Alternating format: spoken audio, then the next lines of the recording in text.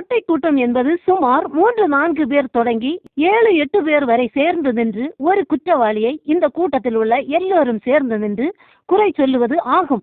இந்த குற்றவாளி செய்த குற்றத்தையும் செய்யாத குற்றத்தையும் சொல்லி இதை பேசுகிற தாங்கள் இது மாதிரிப்பட்ட குற்றம் செய்யாதவர்கள் மாதிரி பேசுவார்கள். இவர்கள் எப்படிப்பட்டவர்கள் என்றால் இதே மாதிரி மொட்டை கூட்டத்தில் இவர்களை பற்றி பேசப்பட்டவர்களாக இருப்பார்கள். அல்லது இனிமேல் இந்த கூட்டத்தில் உள்ள நபர்களை இன்னொரு குற்றத்தில் பிடிக்கப்பட்டு இதுபோல மொட்டை கூட்டம் கூடி நின்று பேச தகுந்தவர்களாக இருப்பார்கள்.